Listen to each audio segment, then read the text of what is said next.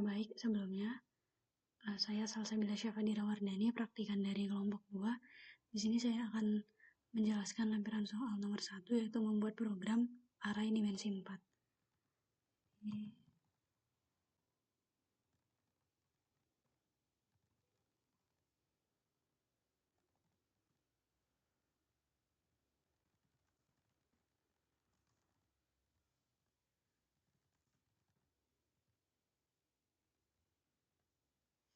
Jadi ini include iStream ini digunakan untuk menggunakan fungsi input, output, dan inline. Kemudian using namespace std ini supaya kita tidak perlu lagi menuliskan std titik-titik di setiap barisnya.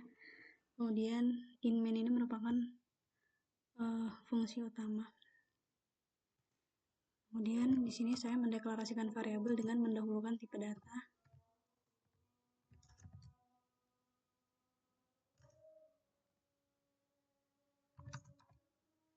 Di sini ada bentuk array dimensi 4 dengan nama variabel S. Nah, ini tiap-tiap dimensi memiliki 3 elemen jumlahnya. Kemudian di sini saya membuat program memunculkan matriks menggunakan array dimensi 4 ini. Jadi di sini menggunakan perulangan. Pertama itu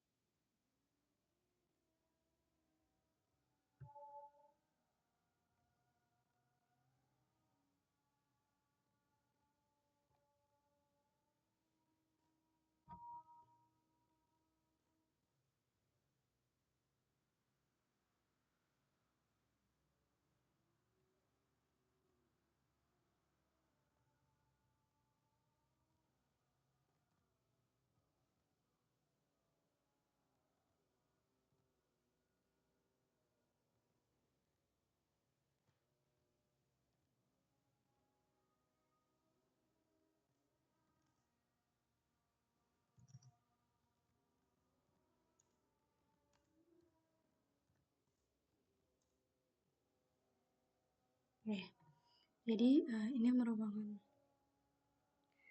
perulangan. Jadi perulangan ini digunakan untuk mengisi setiap elemen dalam array dimensi 4. Jadi untuk mengisi setiap elemen I, J, K, dan G.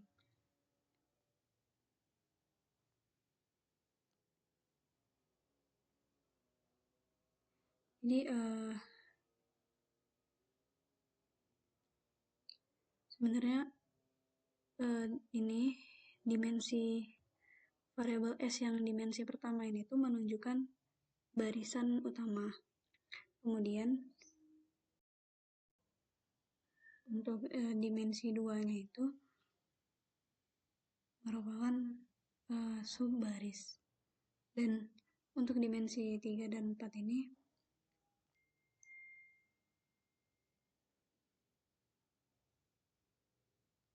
merupakan kolom dan subkolom. Jadi karena di sini I dan J itu punya 3 nilai, maka akan ada 9 buah matriks yang berukuran 3 kali 3.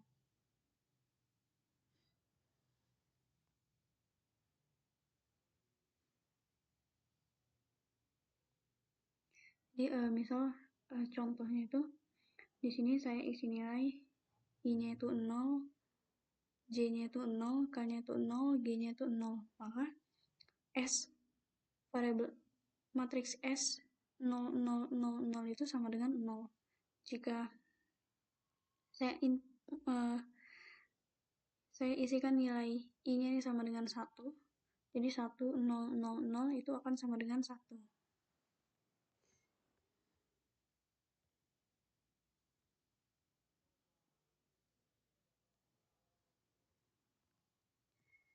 Selanjutnya di sini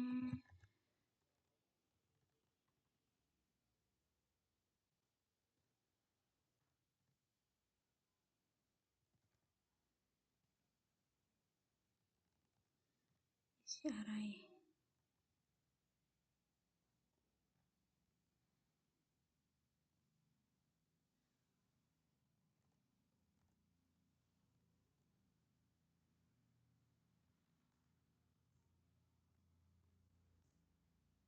Jadi perulangan yang ini tuh akan digunakan untuk mencetak nilai dari array.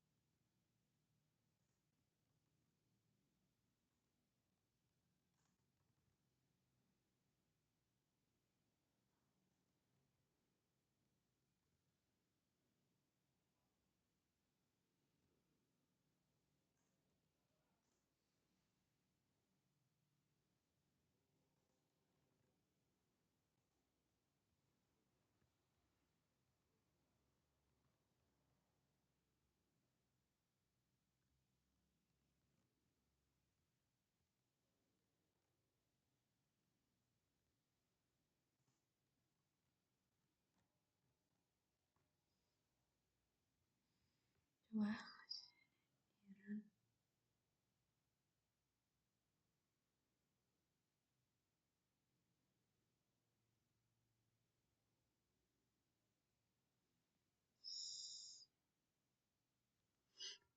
Aduh. Jadi untuk outputnya tuh akan seperti ini.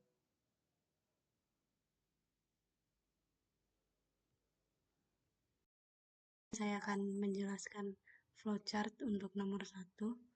Yang pertama di sini ada start untuk memulai program, kemudian ini diinisialisasikan I sama dengan 0, lalu masuk ke perulangan. Di sini dicek I kurang dari 3, jika benar itu akan lanjut ke perulangan J, di mana ini J diinisialisasikan sama dengan 0, kemudian dicek J kurang dari 3, jika true maka lanjut ke perulangan K. Di sini K diinisialisasikan sama dengan 0, kemudian dicek apakah K kurang dari 3, jika true lanjut ke perulangan G, di mana G di sini diinisialisasikan dengan 0, kemudian dicek apakah G kurang dari 3, jika G kurang dari 3 maka di sini variabel S dengan array dimensi 4 yang disimbolkan dengan I, J, K, G itu sama dengan I ditambah J ditambah K ditambah G. Kemudian di sini cetak variabel S dengan array dimensi 4 yang disimbolkan dengan I, J, K, G. Kemudian di sini ada perubahan itu G++. Selanjutnya di sini akan dicek lagi yang awalnya G-nya sama dengan 1 itu sama dengan 0, kemudian G-nya berubah menjadi 1. Jika kondisi G kurang dari 3 ini sudah terpenuhi, maka atau sudah bernilai false pada perulangan ini, itu akan ke perubahan perulangan K itu K++. Yang awalnya K-nya sama dengan 0, kemudian berubah menjadi 1. Kemudian di sini dicek jika K kurang dari jika 1 kurang dari 3, jika true itu akan ke perulangan G lagi sampai kondisi K kurang dari 3 ini terpenuhi, maka atau nilainya itu sudah false. Di sini lanjut ke perulangan J. Sini ada J++, kemudian kembali lagi ke dicek apakah J kurang dari 3, yang awalnya J-nya sama dengan 0 di sini berubah menjadi 1. Apakah 1 kurang dari 3? Karena true itu akan ke perulangan K lagi sampai kondisi J kurang dari 3 ini terpenuhi. Itu selanjutnya di sini jika sudah di sini false-nya. Nah, jika sudah pada perulangan J-nya sudah false, itu ke perulangan I. Di sini I-nya mengalami perubahan, yang awalnya 0 di sini I++ berubah menjadi 1. Dicek apakah I kurang dari 3.